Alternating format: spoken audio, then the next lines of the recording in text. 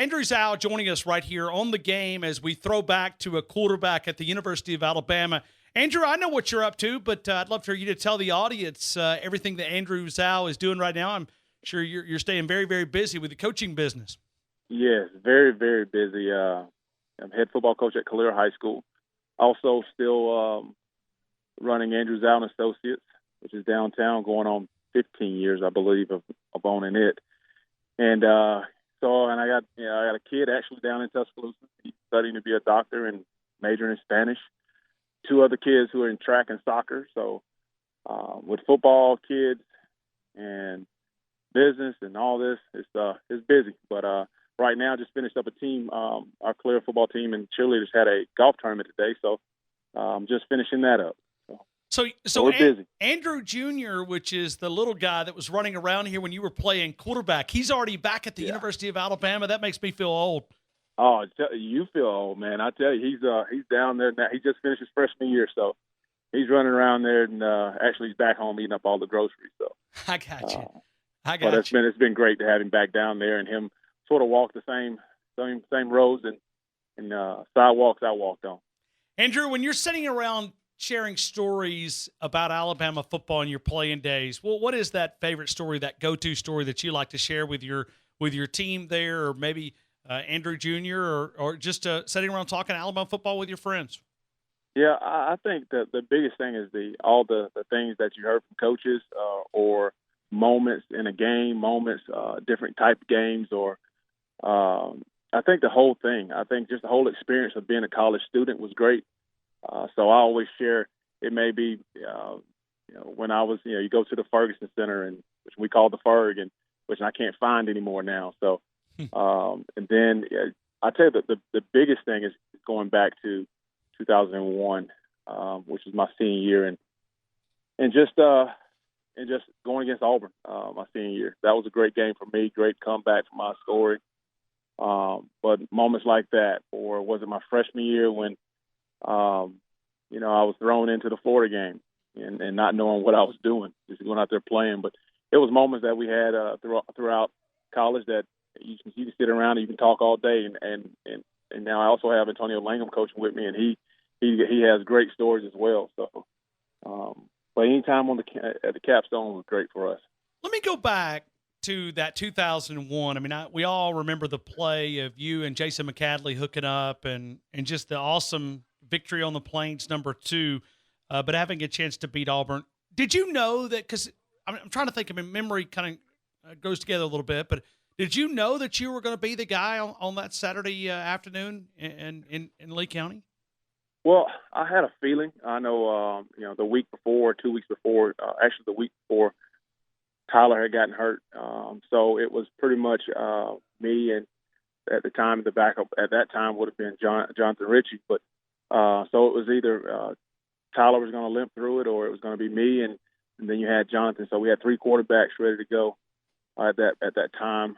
But or you break Brody's redshirt year. So, but I had a good feeling it was going to be me.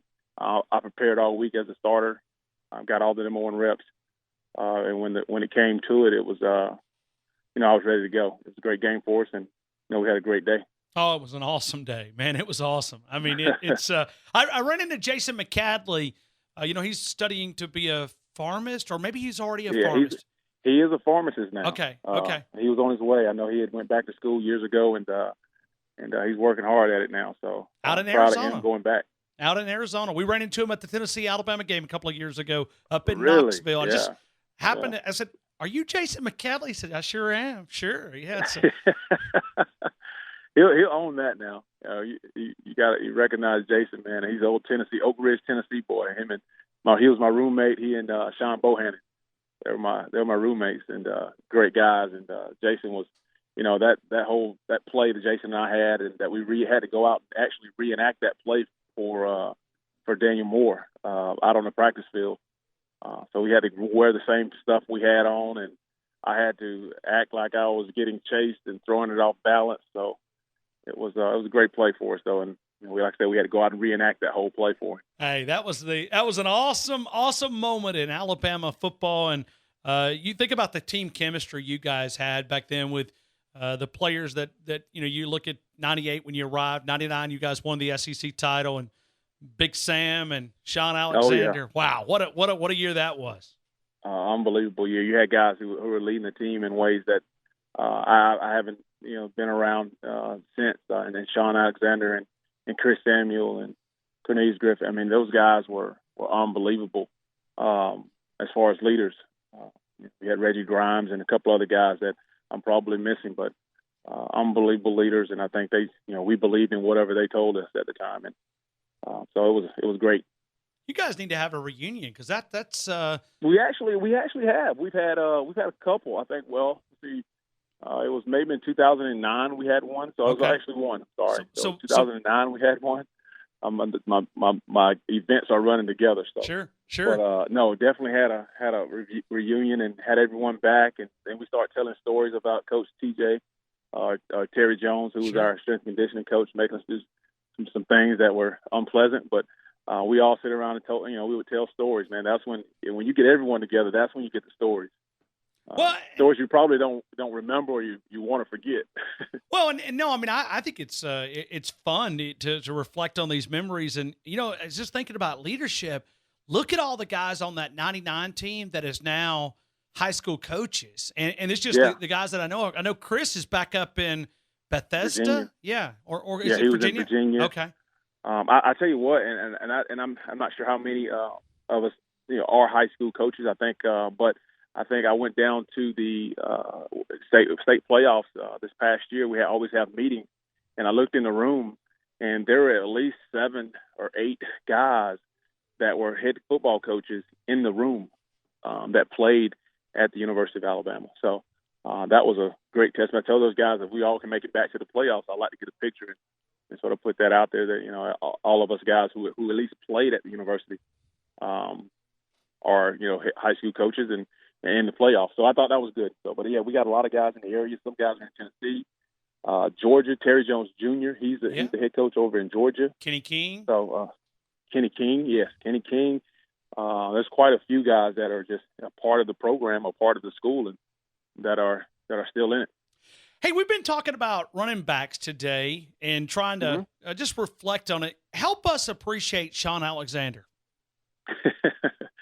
Oh, man, I one of the most confident guys I've been around. 98, he said, hey, look, when we had no chance of getting to the SEC championship, but he had a way of configuring who lost, who would win, and we could get in. I remember him saying, hey, look, I get the ball right here, I'm going to score. Got the ball, and he went about 50 yards. He didn't score, but it was a big run. My freshman year against LSU, I can remember dropping back and didn't go through any of my reads. It was a crucial time in the game.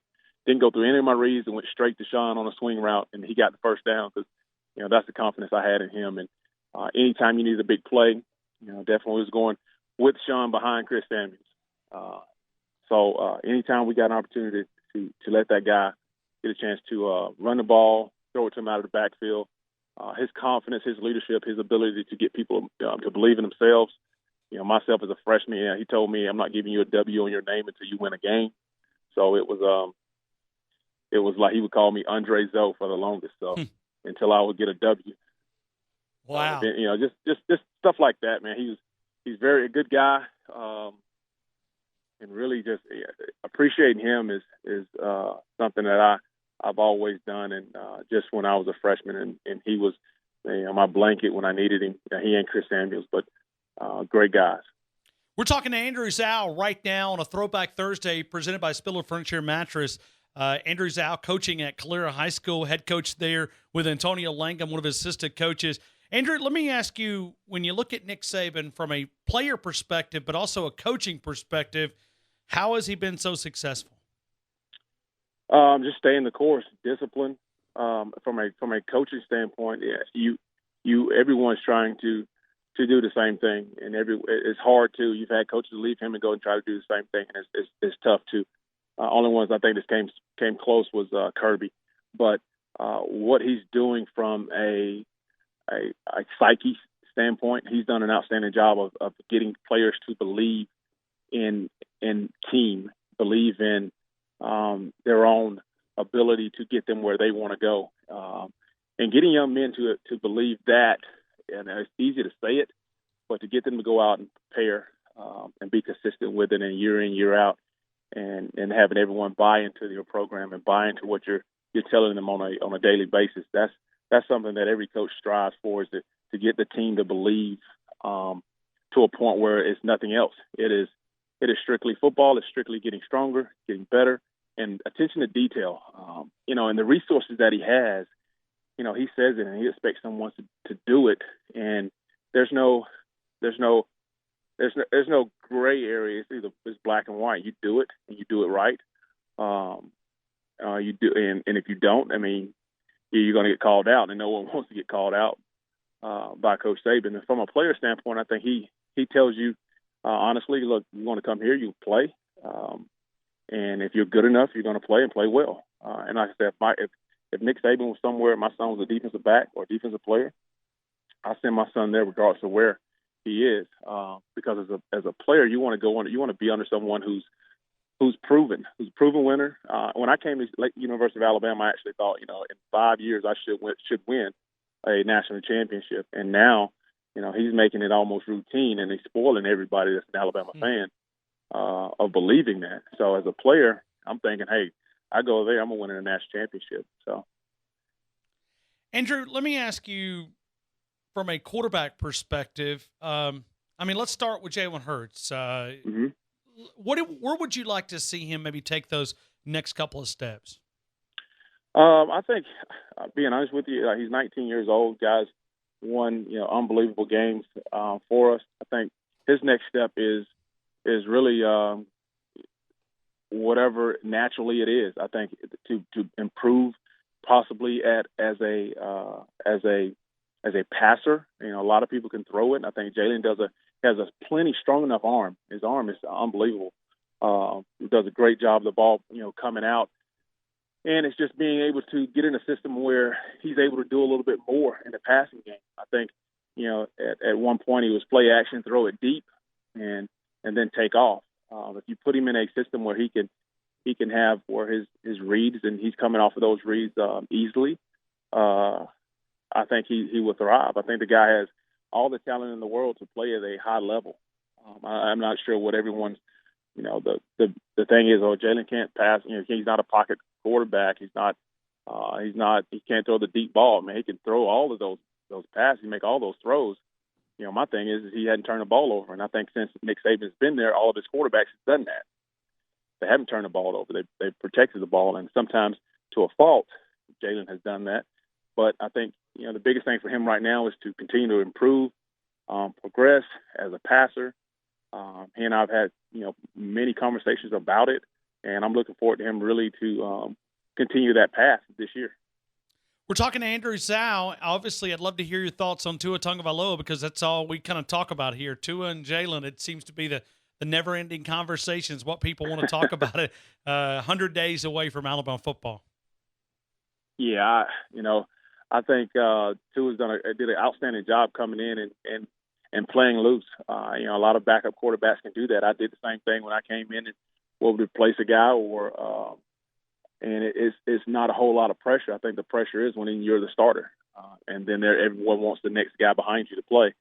So I'm looking forward to it. I think the biggest thing for Tua is to protect the ball. I think he's going to come in. He's a gunslinger. He's going to throw the ball early, and at times he's going to hope his guy can make a play for him. And I think he gives them opportunity when he throws the ball. Gives those fine athletes that he has around him at wide receiver and at running back, give him an opportunity to make a play. And that's just a trust issue. I think goes with when you talk about Jalen, trusting that they're going to make a play. Jalen wants to make the play himself and make sure everything's good.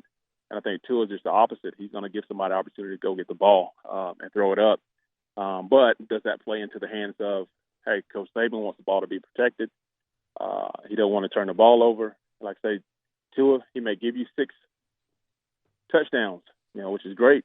And he may give you 3 or 4 picks as well. So you got to be able to live with it. But he's a guy that can sling the ball and a guy that's going to drop back and he's going to fire it. And you saw plenty enough in the national championship game. He's plenty athletic to make all the plays that he needs to, and if he needs to take it down and run it. But I think that's something that Coach Saban and those guys have to sort of weigh if it's a gunslinger versus someone who's conservative as Jalen is.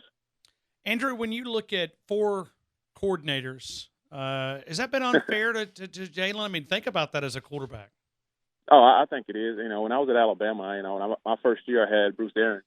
The next year I had Coach Callaway and Coach Stubbs. And then the next year I had, or a couple of years after that, I had Coach Les Kenny. So it's system after system after system. And then what you would like is some consistency as a quarterback, because you can never play up to your potential if you're changing systems every year.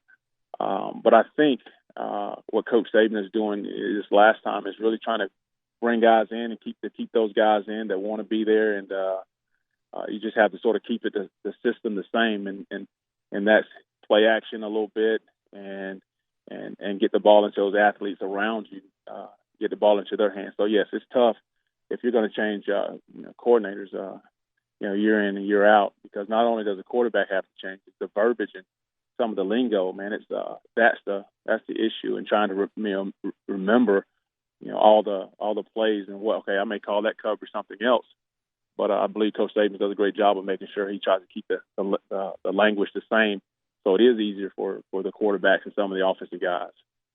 Andrew, thanks for spending some time with us. I enjoyed reflecting on that great 1999 team. It brought up a lot of great memories, and guys like Cornelius Griffin, and it's going to give me motivation to reach out to some of these guys, because, man, you guys could tell some great stories, man. I've enjoyed the conversation. Yeah, man. Anytime. You just let me know. Thank you, Andrew. Best of luck to you in 2018, man. Yes, sir. Appreciate it. Thank you.